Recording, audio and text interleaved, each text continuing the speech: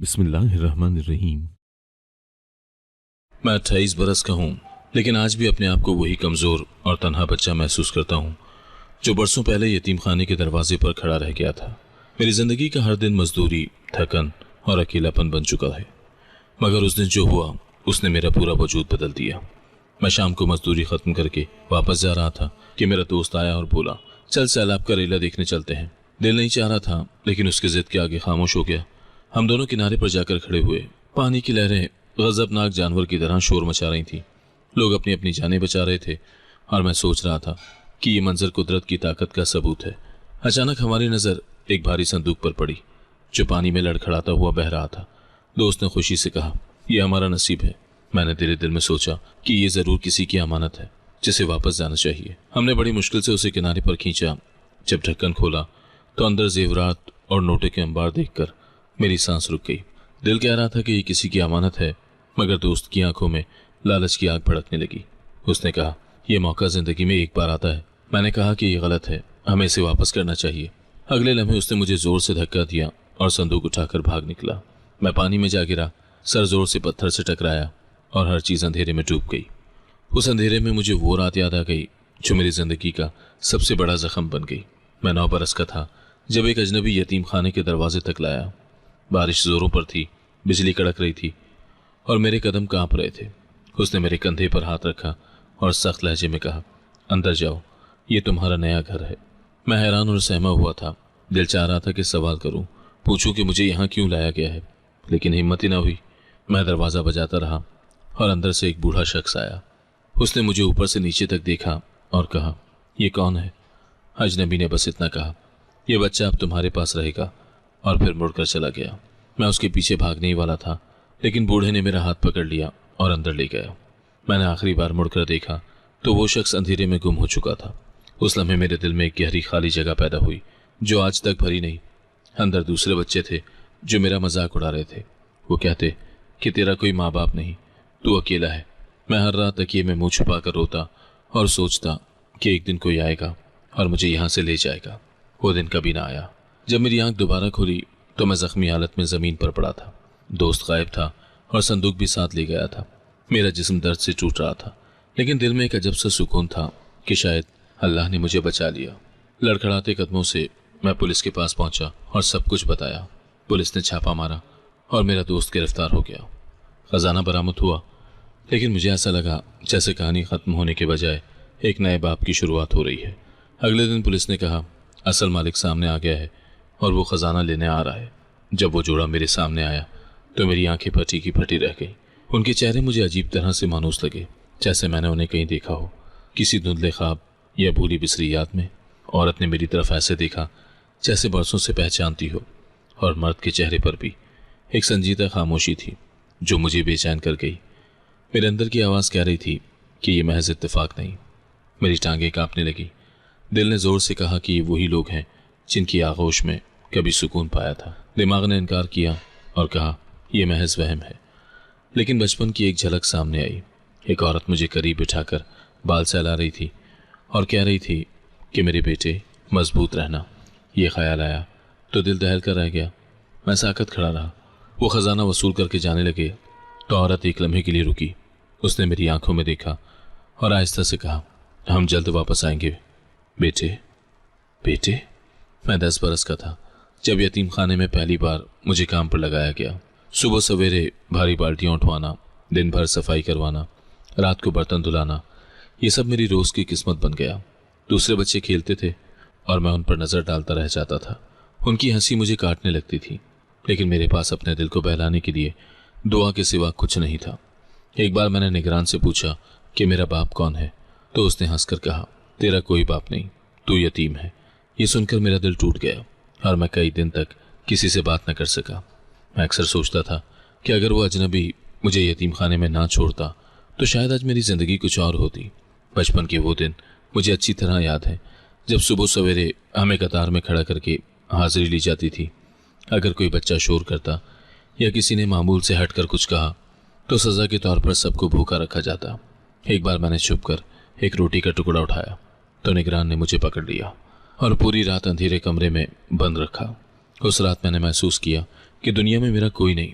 दूसरे बच्चे अक्सर अपने माजी के बारे में बात करते। कोई कहता मेरा बाप सिपाही था, कोई अपनी माँ की कहानी सुनाता, लेकिन जब मेरी बारी आती तो मैं खामोश हो जाता। एक दिन एक लड़का हंसकर बोला, तुम तो शायद सड़क पर मिले थे, इसीलिए यहाँ डाल दिया गया। ये सुनकर मेरी आंखों में आंसू आ गए, मगर मैंने जबान बंद रखी। 11 बरस की उम्र में मैंने अपने अंदर बर्दाश्त पैदा कर ली। यतीम खाने की सख्तियाँ मुझे तोड़ रही थी, लेकिन इसी के साथ मेरा दिल और मजबूत होता जा रहा था। मैंने सोचा कि अगर कोई नहीं है तो मुझे खुद ही अपने लिए कुछ करना होगा। मैं छोटे बच्चों को कहानियाँ सुनाता, उन्हें हंसाता, ताकि वो भी तन्हाई भूल जाएं। उस वक्त मुझे पहली बार लगा कि शायद मेरी ज़िंदगी का मकसद दूसरों का सहारा बनना है। इसी दौरान एक नया बच्चा आया। उसका नाम जुबैर था। वो बहुत शरारती था, मगर दिल का साफ था। वो अक्सर कहता कि एक दिन हम दोनों यहाँ से निकलेंगे और अपनी दुनिया बसाएंगे। उसकी बातें मुझे उम्मीद देती थी। हम दोनों शाम को छत पर बैठते और आसमान को देखकर ख्वाब बुनते। जुबैर कहता वो बड़ा होकर दुकान खोलेगा और मुझे अपने साथ रखेगा। मैं उसकी बात पर मुस्कुरा देता, लेकिन दिल के किसी कोने में सोचता कि शायद ये ख्वाब कभी पूरा ना हो। 12 साल की उम्र में मैंने कुरान पढ़ना शुरू किया। एक बुजुर्ग जो कभी कभी यतीम खाने आते थे, उन्होंने मुझे अल्फाज की पहचान सिखाई। मैं दिन रात मश्क करता, और जब पहली बार मैंने मुकम्मल सूरह पढ़ी तो मेरे दिल को ऐसा सुकून मिला जो पहले कभी नहीं मिला था। उस दिन के बाद मैंने तहैया कर लिया कि हालात जैसे भी हों, मुझे अपनी राह ईमान से नहीं हटानी। जब कभी दिल उदास होता तो मैं कुरान खोल लेता और आयत मेरे जख्मों पर मरहम रख देती। निगरां मुझे देखते और कभी कभार तारीफ भी कर देते। हालांकि 15 बरस की उम्र में मेरी जिंदगी बदलने लगी। अब मुझसे छोटे बच्चों को काम सिखाने का हुक्म दिया गया। मैंने दिल से ये जिम्मेदारी कबूल की। उन्हें सफाई का तरीका बताता, उनके साथ खेलने की कोशिश करता, ताकि वो मेरी तरह तन्हा न रहे। एक बार एक छोटा बच्चा बीमार हो गया। निगरां ने तवज्जो न दी, लेकिन मैंने दिन रात उसकी खिदमत की। जब वो सेहतयाब हुआ तो उसने मेरा हाथ पकड़कर कहा, भाई मैं तुम्हें कभी नहीं भूलूंगा। ये जुमला मेरे दिल में गहरी जगह बना गया। उस लम्हे मुझे लगा कि शायद मेरा वजूद भी किसी के लिए मायने रखता है। इन सब वाकयात के बीच वक्त गुजरता रहा, लेकिन अंदर की खाली जगह जो की तू रही। मैं सोचता कि अगर मेरे वालिदैन होते तो क्या वो भी मुझे ऐसे छोड़ देते। हर साल जब ईद आती, बाकी बच्चों के रिश्तेदार मिलने आते, कोई कपड़े देता, कोई मीठा लाता। मैं दूर खड़ा सब देखता और दिल में एक चुभन महसूस करता। एक बार मैंने दुआ की, ऐ खुदा अगर मेरा कोई है तो मुझे दिखा दे, लेकिन जवाब हमेशा खामोशी में मिला। इन यादों को दोहराते हुए जब मैं उस जोड़े के सामने बैठा तो मेरा दिल लरजने लगा। उनकी नज़रें मुझ पर जमी हुई थी, जैसे वो बरसों के बाद अपनी खोई हुई चीज़ को देख रहे हों। औरत ने होठ खोलने की कोशिश की, लेकिन फिर खामोश हो गई। मर्द ने सिर्फ एक जुमला कहा, तुमने बड़ा हौसला दिखाया। ये अल्फाज मेरे दिल में उतर गए। मैंने चुपचाप सर झुका लिया और सोचा कि अगर ये वही हैं जो मुझे छोड़ गए थे तो आज क्यों मेरी तारीफ कर रहे हैं। अगर ये अजनबी हैं तो इनकी आंखों में ये नमी क्यों है। मैंने जबान नहीं खोली, लेकिन मेरे दिल में फैसला पुख्ता हो गया कि मुझे इस राज तक पहुंचना है, चाहे कुछ भी हो। 16 साल की उम्र में मैं यतीम खाने से बाहर निकाला गया, क्योंकि मैं अब मजदूरी के काबिल था। मैंने ईंटों के भट्टे पर काम शुरू किया और हाथों की सख्ती बढ़ती गई। पसीने में भीगे कपड़ों के साथ दिन रात मेहनत करता, मगर पेट भरना मुश्किल था। भट्टे का मालिक सख्त मिजाज था। एक दिन उसने मुझसे कहा, ज़्यादा देर लगी तो मजदूरी काट लूँगा। मैंने थके हुए लहजे में जवाब दिया, हाजी साहब मैं पूरी कोशिश कर रहा हूँ। लेकिन उसे मेरी मजबूरी की परवाह न थी। दिन के आखिर में महज चंद सिक्के मिलते जिनसे बमुश्किल एक रोटी खरीद सकता था। इसी दौरान मेरा वो दोस्त मिला जो पहले भी कुछ दिन यतीम खाने में मेरे साथ रहा था और फिर कहीं गायब हो गया था। उसने आते ही कहा, मैंने तुझे पहचान लिया है, हम एक दिन बड़ा नाम बनाएंगे। मैंने हल्की सी मुस्कुराहट के साथ जवाब दिया, बड़ा नाम बनाने के लिए मेहनत चाहिए, ना कि ख्वाब। वो क्या कहा लगा कर बोला, नहीं कामरान, मेहनत से कुछ नहीं होता, शॉर्टकट ही असल रास्ता है। मैं उसके लहजे में छुपा लालच महसूस कर रहा था, लेकिन उस वक्त मेरा दिल खुश हुआ कि कम अज कम कोई तो है जिसे मेरा ख्याल है। हमने कुछ दिन मजदूरी साथ की। एक दिन शाम को उसने कहा, चलो किस्मत आजमाते हैं। मैंने पूछा, कहाँ? वो बोला, एक बाजार में लोगों के पर्स आसानी से हाथ आ जाते हैं। मैं चौंक गया और गुस्से में कहा, ये चोरी है, मैं ऐसा नहीं करूँगा। उसने हंसकर कहा, तू हमेशा भूखा रहेगा, देख लेना मैं एक दिन अमीर हो जाऊँगा। उसकी बातों ने मुझे डरा दिया, लेकिन मैंने फैसला कर लिया कि अपनी भूख सह लूँगा, मगर हराम का निवाला नहीं खाऊंगा। वक्त गुजरता गया और मैंने मजदूरी के साथ छोटे मोटे काम भी शुरू किए। कभी रेडी लगाता, कभी सामान ढोता। कुछ दिनों बाद मैंने एक कारीगर से ईंटें लगाना सीख लिया। उसने मुझे कहा, बेटा ईमानदारी से काम करोगे तो कभी भूखे नहीं रहोगे। मैंने हंसते हुए जवाब दिया। काश ये बात सब लोग समझते। इसी दौरान मेरा दोस्त मुझसे दूर होता गया, क्योंकि उसके ख्वाब और रास्ते मेरे रास्ते से मुख्तलिफ थे। मैं अक्सर सोचता कि अगर मेरे कोई माँ बाप होते तो ये सब मुझे अकेले ना सहना पड़ता। एक दिन जब मजदूरी ख़त्म करके मैं अकेला बैठा था, एक मजदूर ने पूछा, कामरान तेरे घर वाले कहाँ हैं? मैंने नजरें झुका ली और बस इतना कहा, नहीं है। वो खामोश हो गया और मैं अंदर ही अंदर फिर टूट गया। 16 से 20 साल की उम्र तक मैंने भट्टे, वर्कशॉप और तामीराती जगहों पर काम किया। मैंने खुद को मजीद सख्त बना लिया। पसीने ने मुझे सब्र सिखाया, भूख ने बर्दाश्त और धुतकार ने खामोशी। एक दिन मैं बीमार हो गया और कई दिन काम पर ना जा सका। किसी ने मेरा हाल पूछने की जहमत नहीं की। वही वक्त था जब मैंने पहली बार शिद्दत से दुआ की, ऐ खुदा अगर मेरा कोई है तो मुझे दिखा दे। मैंने जिंदगी को ऐसे ही घसीटा। साल गुजरते गए और मैं मर्द बन गया। अब 28 साल की उम्र में वही दोस्त दोबारा मेरे सामने खड़ा था। उसकी आंखों में पहले जैसा ही लालच था, लेकिन अब उसके सामने एक खजाना था। वही संदूक जिसने मेरी जिंदगी को एक नए मोड़ पर ला खड़ा किया। वो मुझ पर हंस रहा था। मैं उसकी आंखों में डर और हवस देख रहा था। मुझे लगा जैसे मेरी पूरी जिंदगी के राज एक साथ खुलने वाले हैं। पुलिस ने जब खजाना असल मालिक के हवाले किया तो मैं एक तरफ खड़ा सब देख रहा था। वो जोड़ा सामने खड़ा था। उनके चेहरों पर एक सुकून था, लेकिन साथ ही एक ऐसा बोझ भी झलक रहा था जैसे बरसों की थकन और राज छुपाए बैठे हों। औरत ने कागजात पर दस्तखत करने के बाद मेरी तरफ देखा। उसकी नजरें ऐसी थीं जैसे वो मुझे बरसों से जानती हो। मैंने नजर झुका ली, लेकिन दिल के अंदर एक अजीब सा तूफान मच गया। वो मर्द पुलिस ऑफिसर से कह रहा था, यह हमारी जिंदगी की सबसे बड़ी आजमाइश थी। शुक्र है कि यह खजाना हमें वापस मिल गया। पुलिस अफसर ने जवाब दिया, इसमें सबसे बड़ा किरदार इस लड़के का है। अगर ये इत्तला न देता तो सब खत्म हो जाता। ये सुनकर औरत के होंठ लरसे और उसने आहिस्ता से कहा, यह लड़का हमारे लिए अनमोल है। मैंने चौंक कर उसकी तरफ देखा, लेकिन वो फौरन चुप हो गई। घर वापसी पर मेरा दोस्त फिर जहन में आने लगा। वो जेल में था, लेकिन मुझे लग रहा था जैसे वहीं से भी मेरे खिलाफ कोई साजिश कर रहा हो। वो हमेशा कहता था कि किस्मत शॉर्टकट मांगती है। आज अगर वो आज़ाद होता तो ज़रूर इस खजाने को किसी भी तरह हथियाने की कोशिश करता। मेरे भी कदम भारी हो गए। मैंने सोचा कि क्या वाकई मेरी ज़िंदगी हमेशा दूसरों के लालच के दरमियान उलझती रहेगी। अगले दिन अचानक यतीम खाने के पुराने मुलाजिम से मुलाकात हुई। उसने मेरा हाथ थामा और कहा, बेटा मैंने तुम्हें पहली बार इसी दरवाजे पर देखा था। बारिश की रात थी। तुम्हारे साथ एक औरत आई थी जो तुम्हें बार बार गले लगा रही थी। ये सुनकर मेरी सांसें रुक गई। मैंने तेज लहजे में पूछा, क्या तुमने उसका चेहरा देखा था? वो बोला, नहीं, उसने चेहरा ढांप रखा था, लेकिन उसके रोने की आवाज़ में माँ की ममता साफ झलक रही थी। ये अल्फाज मेरे दिल पर पत्थर की तरह गिरे। क्या वो औरत यही थी जो आज मेरे सामने खड़ी थी? ये सब एक कहानी का हिस्सा है जो अब खुलने वाला है। इसी दौरान पुलिस ने मुझे अदालत में बतौर गवाह पेश किया। मेरा दोस्त वहाँ हथकड़ियाँ पहने खड़ा था। जज के सामने उसने गुस्से में कहा, यह लड़का झूठा है, इसी ने मुझे फंसा दिया ताकि खजाने पर कब्जा कर सके। मेरा खून खौलने लगा, लेकिन मैंने खुद पर काबू पाया और साफ कहा, मैंने सिर्फ वही किया जो मेरा फर्ज था। अमानत उसके असल मालिक को पहुंचाना मेरा हक था। जज ने सर हिलाया और कार्रवाई आगे बढ़ाई, मगर दोस्त की आखिरी बात मेरे दिल में तीर की तरह पैवस्त हो गई। उसने कहा, असल कहानी अभी तुम्हें नहीं पता। वो दिन जब पता चलेगा तो तुम्हारी जमीन भी हिल जाएगी। अदालत से निकलकर वो जोड़ा दोबारा मेरे करीब आया। मर्द ने धीमे लहजे में कहा, हम तुम्हें अपने घर ले जाना चाहते हैं, कुछ बातें करनी है। मेरा दिल तेज धड़कने लगा। औरत ने मेरी तरफ हाथ बढ़ाया और आहिस्ता से कहा, हमारे पास जवाब है, लेकिन वक्त पर। मैं उनकी आंखों में झांक रहा था और अंदर से कांप रहा था। ऐसा लग रहा था जैसे वो मेरे माजी की कुंजी है और मैं एक दरवाजे के सामने खड़ा हूँ जिसके पीछे बरसों की सच्चाई कैद है। रात को नींद नहीं आई। मैं करवटें बदलता रहा और बार बार वो लम्हा याद करता रहा जब उस औरत ने मुझे बेटा कहा था। ये लफ्ज़ मेरा पीछा कर रहा था। सुबह को सूरज निकला तो दिल में एक अज़म था कि अब मैं सच्चाई के पीछे जाऊंगा, चाहे उसके लिए मुझे अपने माजी का हर दरवाज़ा खटखटाना पड़े। मैंने फैसला किया कि इस मामले को सुलझाना होगा।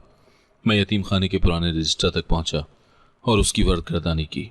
हैरत की बात यह थी कि मेरे इंदराज के वक्त असल नाम नहीं लिखा गया था, बल्कि फर्जी नाम कामरान दर्ज था। एक नोट के कोने पर किसी ने हल्की तहरीर लिखी थी, बच्चे का नाम पोशीदा रखना है।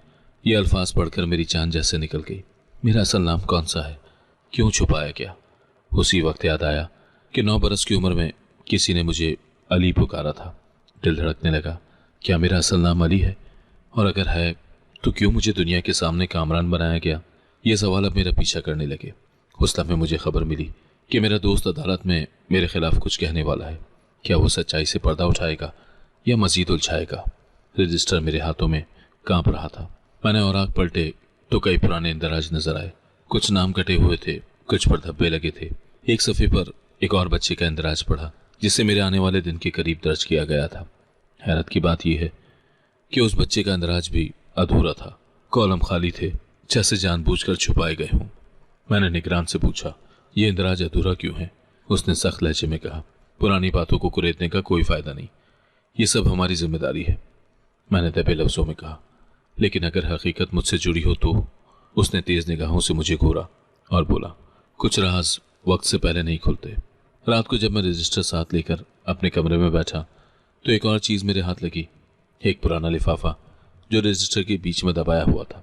उस पर कोई नाम नहीं लिखा था, मगर अंदर एक पर्ची निकली जिस पर लिखा था, अगर कभी अली सच ढूंढने निकले तो ये जान ले कि उसका माजी सिर्फ किताबों में नहीं, लोगों की जबानों में भी महफूज है। मैं सुन हो गया, ये तहरीर किसने लिखी थी? किसने मुझे अली कहा? अगर ये सब इत्तेफाक है तो इतना वाज़ेह क्यों लग रहा है? अगली सुबह अदालत का वक्त आ गया। मुझे गवाही के लिए बुलाया गया और मैं वहां पहुंचा तो मेरा दोस्त कटहरे में खड़ा था। जज के सामने उसने जोर से कहा, यह लड़का वो नहीं है जो तुम समझ रहे हो, इसकी कहानी झूठी है। जज ने पूछा, क्या सबूत है तुम्हारे पास? वो बोला, मैंने अपनी आंखों से देखा है कि इसे इसके वालिदैन ने खुद छोड़ा था। ये कोई यतीम नहीं, ये वो बच्चा है जिसे एक खजाने की खातिर छुपाया गया था। अदालत में सन्नाटा छा गया। मैं लरस गया लेकिन खुद पर काबू पाया। जज ने मुझसे कहा, क्या तुम्हें इस बारे में कुछ इल्म है? मैंने धीमे लहजे में कहा, मुझे सिर्फ इतना मालूम है कि मुझे दरवाजे पर छोड़ा गया था और तब से मैं यहाँ की सख्तियां सह रहा हूं। जज ने सर हिलाया लेकिन मेरा दोस्त हंसा और बोला, ये खुद नहीं जानता कि ये कौन है। उसकी आवाज मेरे दिल पर जरब लगा गई। कार्रवाई खत्म होने के बाद वो जोड़ा भी वहां मौजूद था। मर्द मेरे करीब आया और धीरे से बोला, तुम्हें परेशान होने की जरूरत नहीं है, कुछ बातें वक्त पर खुलेंगी। औरत ने मेरी तरफ देखते हुए कहा, तुम्हें अली कहलाने की आदत डालनी चाहिए। मैं चौंक गया और बेसाख्ता कहा, क्या आप मुझे इनाम क्यों दे रही हैं? वो कुछ देर खामोश रही और फिर आहिस्ता से कहा, यही तुम्हारा असल नाम है। अल्फाज मेरे कानों में गूंजने लगा, अली। अदालत से बाहर आकर मैं देर तक चलता रहा।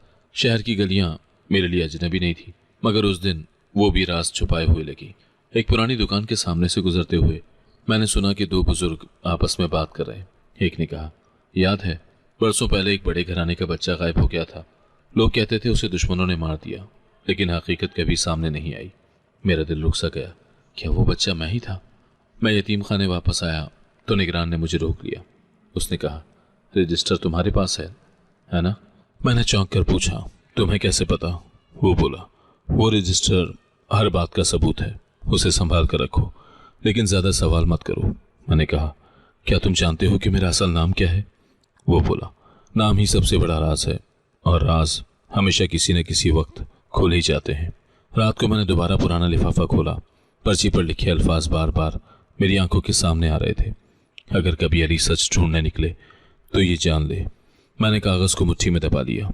मैंने खुद से कहा, अब मुझे रुकना नहीं, ये राज मेरी जिंदगी का है और मैं इसे खोल कर रहूंगा। अदालत में जब मेरा दोस्त आया तो उसकी आंखों में गुस्सा था। उसने जज के सामने कहा, यह सब झूठ है, असल कहानी इस लड़के की है जिसे इसके वालिदैन ने खुद छोड़ा था। यह सुनकर मेरा दिमाग घूम गया। उसने मजीद कहा, मैंने अपनी आंखों से देखा था कि एक औरत इसे यतीम खाने के दरवाजे पर रखकर चली गई थी। मेरा दिल जैसे फट गया। क्या वो औरत यही थी जो आज मुझे अपना कह रही है? जज ने बात को कानूनी रुख दिया, मगर मेरे दिल में तूफान उठ गया। अदालत के बाद वो जोड़ा मुझसे मिला और मर्द ने कहा, हम तुम्हें सब कुछ बताएंगे, मगर वक्त आने पर। औरत की आंखों में नमी थी मगर होंठ बंद थे। मैंने उनसे कहा, मुझे सच चाहिए वरना मैं टूट जाऊंगा। वो दोनों खामोश हो गए और खामोशी मेरे दिल पर पहाड़ बन गई। अदालत की कार्रवाई खत्म हुई तो हॉल के बाहर शोर बढ़ने लगा। रिपोर्टर्स एक दूसरे से पूछ रहे थे कि ये केस इतना अहम क्यों बन गया है। एक सहाफ़ी मेरे करीब आया और बोला, सुनने में आया है कि तुम्हारा ताल्लुक किसी पुराने घराने से है, क्या ये दुरुस्त है? मैंने नजरें झुकाकर कहा, मुझे कुछ इल्म नहीं। वो मुस्कुराकर आगे बढ़ गया, मगर मेरे दिल में और सवाल पैदा कर गया। बाहर निकलते ही एक अजनबी ने मेरा हाथ थाम लिया। उसने कहा, तुम्हें नहीं पता कि तुम कौन हो, लेकिन शहर के कुछ लोग तुम्हें पहचानते हैं। मैं चौंक गया और पूछा, कौन लोग? वो बोला, वक्त आने पर सब सामने आ जाएगा। मैं थके कदमों के साथ यतीम खाने वापस पहुंचा। निगरान मेरा मुंतजिर था। उसने दरवाज़ा बंद करके कहा, अदालत में जो कुछ हुआ वो तुम्हारे लिए आसान नहीं होगा। मैंने तलखी से कहा, अगर तुम्हें सब पता है तो मुझे क्यों नहीं बताया? वो खामोश रहा और फिर बोला, मैंने वादा किया था कि कुछ बातें ज़बान पर नहीं लाऊंगा। मैंने कहा, कौन सा वादा? किससे किया वादा? उसने मेरी तरफ देखा मगर जवाब नहीं दिया। उसकी खामोशी ने मेरे अंदर मजीद बेचैनी बढ़ा दी। अगले दिन बाजार में गया तो एक पुरानी किताबों की दुकान पर नजर पड़ी। वहाँ एक बूढ़ा बैठा था जो मुझे देखकर चौंक गया। उसने कहा, तुम यहाँ क्या कर रहे हो? मैंने जवाब दिया, मैं तो बस गुजर रहा था। वो बोला, तुम्हारी शक्ल किसी से बहुत मिलती है बेटे। मैंने तेजी से कहा, किससे? उसने कहा, यहाँ के एक पुराने रईस के बेटे से जो बरसों पहले गायब हो गया था। मेरा दिल धड़कने लगा। मैंने पूछा, उस रईस का नाम क्या था? लेकिन वो कुछ बोलने ही वाला था कि एक नौजवान अंदर आया और उसे बाहर ले गया। मैं साकत खड़ा रह गया। शाम को दोबारा उस जोड़े की याद आई। मैंने उनके घर जाने का फैसला किया। दरवाजे पर दस्तक दी तो मुलाजिम ने कहा, साहब अभी किसी मेहमान के साथ हैं, आप कल आइएगा। मैंने इसरार किया, उन्हें बताओ कि कामरान आया है। अंदर से कुछ आहटें आई, फिर औरत बाहर आई। उसने मुझे देखा और थकी हुई आवाज़ में कहा, हम तुम्हें सब कुछ बताएंगे, लेकिन अभी नहीं। मैंने कहा, अगर तुम खामोश रहे तो मैं खुद सब कुछ ढूंढ निकालूंगा। उसने मेरा हाथ पकड़ा और बस इतना कहा, तुम्हें सच मिलेगा, लेकिन सब्र करना होगा। घर लौटते हुए रास्ते में वही अजनबी दोबारा मिला। उसने कहा, तुम्हें धोखा दिया जा रहा है, वो जोड़ा सच छुपा रहा है। मैंने उसे घूर कर कहा, क्या तुम जानते हो असल हकीकत? वो बोला, जानता हूँ, मगर बता नहीं सकता। सिर्फ इतना कह सकता हूँ कि खजाने का राज तुमसे जुड़ा है। मैं हैरत में डूबा वापस चला आया। रात भर नींद नहीं आई। मैंने बार बार सोचा कि अगर उन्होंने वाकई मुझे छोड़ा था तो क्यों? अगली सुबह मुझे एक लिफाफा मिला जिसमें एक पुरानी तस्वीर थी। तस्वीर में मैं एक नन्हा बच्चा था और उसी औरत की गोद में था। पीछे हल्की सी तहरीर लिखी थी, मेरा बेटा, माफ़ करना। मेरे हाथ कांपने लगे, लेकिन ख़त पर कोई दस्तखत नहीं थे। मैंने सोचा कि ये कोई साजिश भी हो सकती है। मैंने दिल ही दिल में फ़ैसला किया कि अब इनसे सामना करूंगा। मैंने उनसे सवाल किया तो वो बोले, हम दुश्मनों के खौफ से मजबूर थे। अगर तुम हमारे पास रहते तो तुम्हें मार दिया जाता। मेरे दिल ने कहा, यह बात सच भी हो सकती है, मगर दिमाग ने कहा, यह सिर्फ एक बहाना है। मेरे अंदर का खला और बढ़ गया। लिफाफा यतीम खाने के दरवाजे के नीचे से सरकाया गया था। मैंने सोचा कि ये किसने छोड़ा। आसपास देखा तो कोई नजर नहीं आया। अंदर जाकर तस्वीर को गौर से देखा तो पस मंजर में एक कमरा दिखाई दे रहा था जिसकी खिड़कियों पर नीले पर्दे थे। मुझे याद आया कि एक बार छोटी उम्र में मैंने ख्वाब में ऐसे ही कमरे का मंजर देखा था। मैंने निगरान से पूछा, ये कमरा कहाँ है? वो चौंक कर बोला, तुम्हें ये तस्वीर किसने दी? मैंने कहा, यहीं मिली। वो घबरा गया और बोला, इस बारे में सवाल मत करो। उसकी घबराहट ने मुझे और भी पुरज़म बना दिया। दोपहर को मैं दोबारा उस जोड़े के घर पहुंचा। मुलाजिम ने मुझे अंदर बुलाया। वो दोनों बैठे थे। मैंने तस्वीर उनके सामने रख दी और कहा, ये कहाँ से आई और मैं कौन हूँ? औरत के हाथ कांपने लगे। उसने आहिस्ता से कहा, यह तस्वीर हमने कभी नहीं दिखानी थी। मैंने गुस्से से कहा, क्यों नहीं दिखानी थी? ये मेरा हक है। मर्द ने दरमियान में बात कर दी, हमने तुम्हें छोड़ा ताकि तुम महफूज रहो। दुश्मन हर तरफ थे, वो खजाने के पीछे थे और तुम्हारी जान खतरे में थी। मैंने कहा, अगर दुश्मन थे तो तुमने खुद क्यों ना मुकाबला किया? मुझे क्यों यतीम बनाया? औरत की आंखों से आंसू बहने लगे।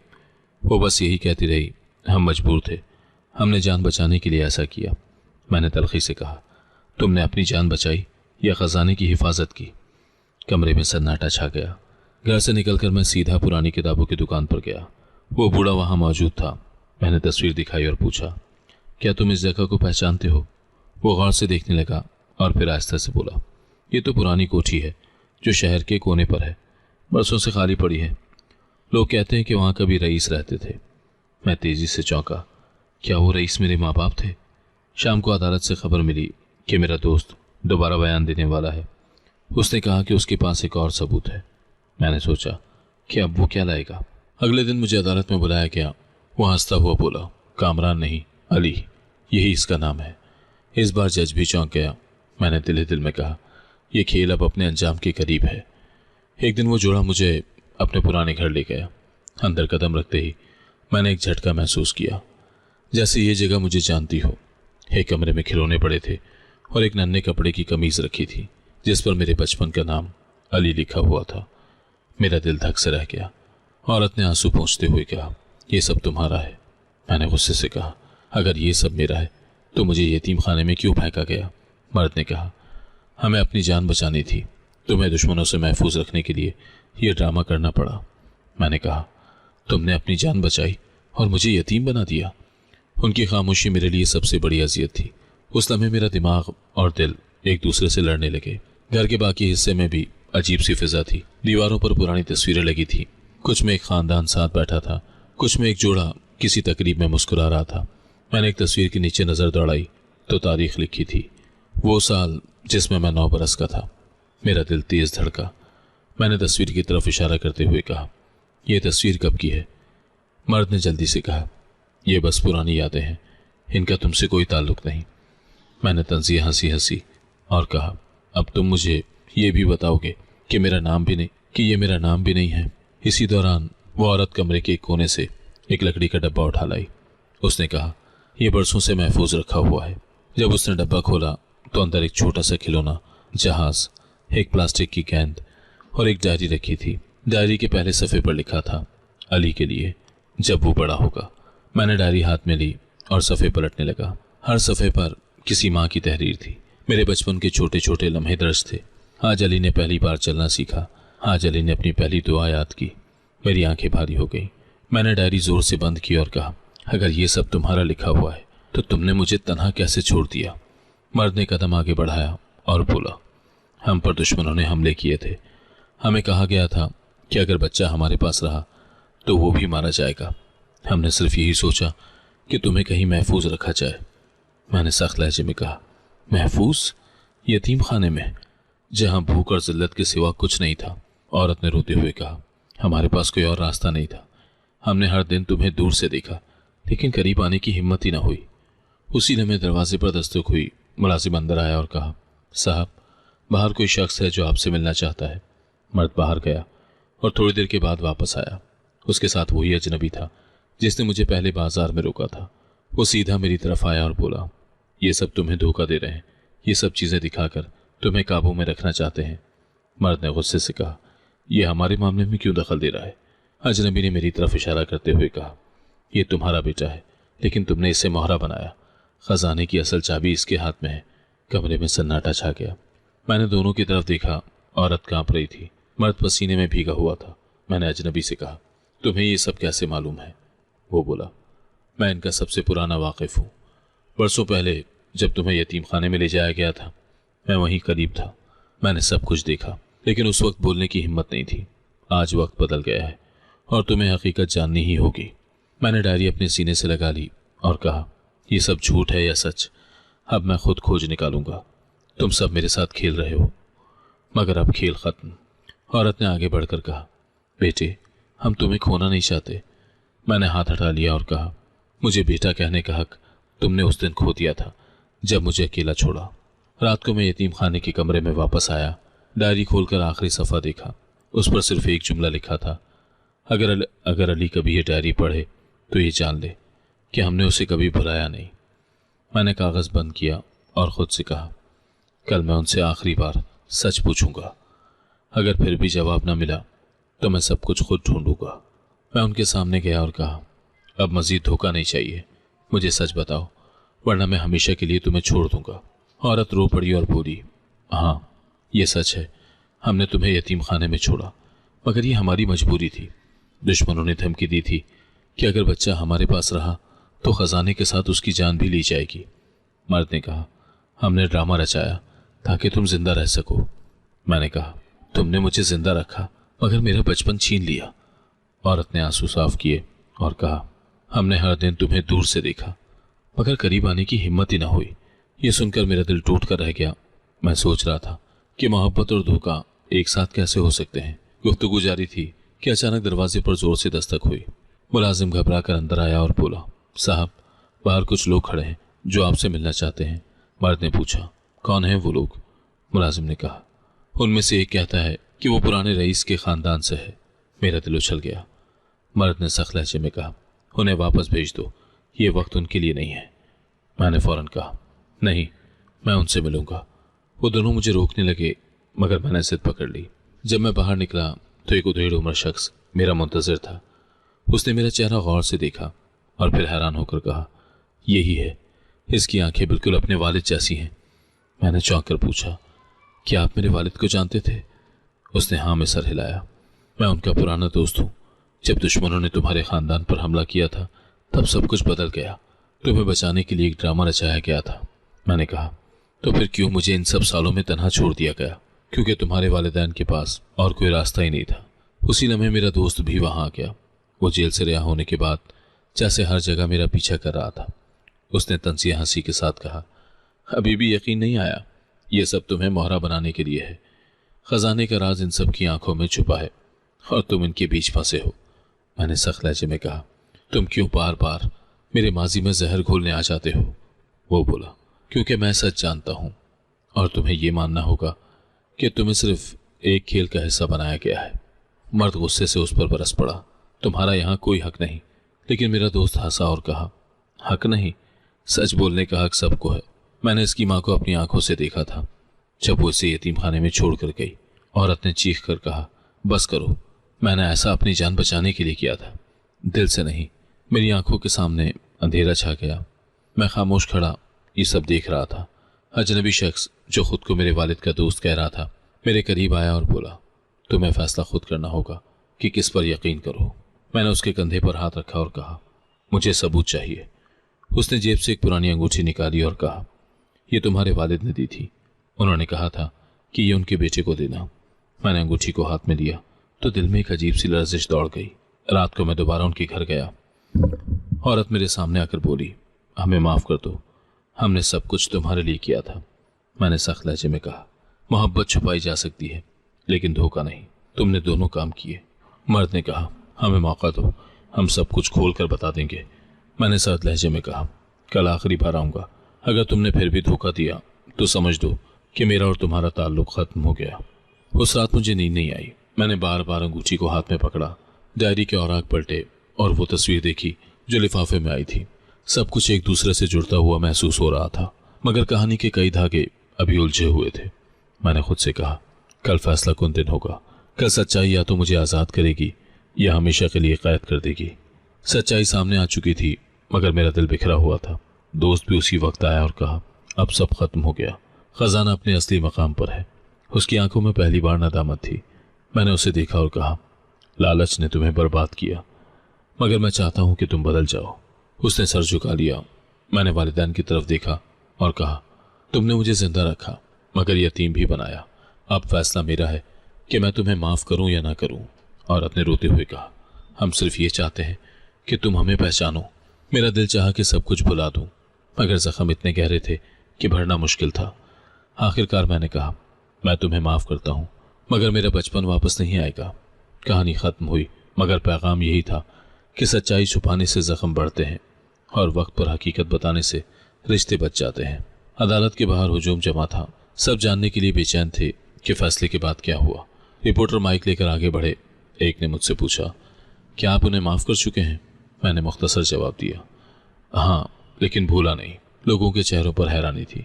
कुछ ने तालियां बजाईं तो कुछ खामोश खड़े रहे।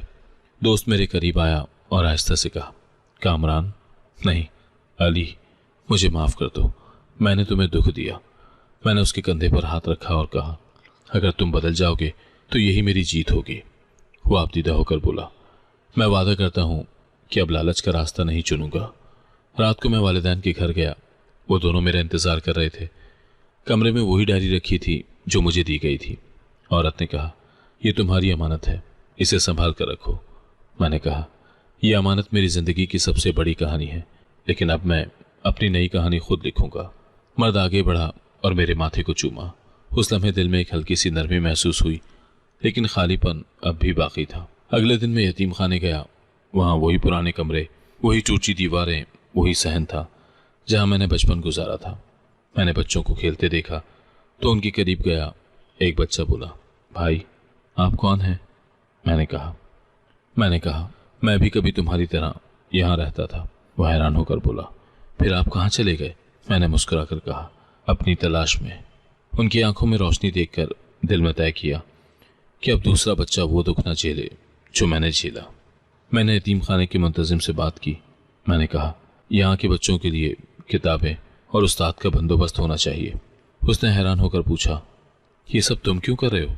मैंने जवाब दिया, क्योंकि मैं भी इन्हीं में से था और अब चाहता हूँ कि इनकी राहें आसान हो। उस लम्हे मुझे लगा कि शायद मेरी ज़िंदगी का असल मकसद यही है। चंद हफ्तों के बाद मेरा दोस्त भी मेरे पास आया। उसने कहा, मैंने छोटे मजदूर बच्चों के लिए एक छोटी वर्कशॉप खोली है ताकि वो चोरी या लालच के रास्ते पर ना जाएं। मैंने उसे देखकर कहा, यही तब्दीली है जिसकी उम्मीद थी। हम दोनों ने हाथ मिलाया और माजी को पीछे छोड़ने का फैसला किया। वालिदैन भी वक्तन फ़वक्तन मेरे करीब आने लगे। औरत अक्सर कहती, बेटे हमें दूसरा मौका दो, हम तुम्हारे साथ वक्त गुजारना चाहते हैं। मैं खामोश हो जाता लेकिन उनके साथ बैठने लगा। धीरे धीरे रिश्ते की दरारें कम होने लगी। एक दिन मर्द ने कहा, हमने तुम्हें खोकर जाना कि सच छुपाने से कुछ नहीं बचता, सिर्फ नुकसान होता है। मैंने सर झुकाया और सोचा कि ये सबक सिर्फ उनके लिए नहीं बल्कि मेरे लिए भी है। साल के आखिर में मैंने यतीम खाने के बच्चों के लिए एक लाइब्रेरी कायम की। जब पहला बच्चा वहाँ किताब पढ़ने बैठा तो मेरी आंखों में आंसू आ गए। मैंने खुद से कहा, मेरा बचपन तो वापस नहीं आया लेकिन इनका बचपन महफूज रह सकता है। अगर आपको आज की कहानी पसंद आई है तो वीडियो को जरूर लाइक कीजिएगा और अपने दोस्तों के साथ भी शेयर कीजिएगा। और हाँ, अगर आपने अभी तक हमारा चैनल सब्सक्राइब नहीं किया तो जरूर सब्सक्राइब करें। मिलते हैं कल एक नई और दिलचस्प कहानी के साथ। अल्लाह हाफिज।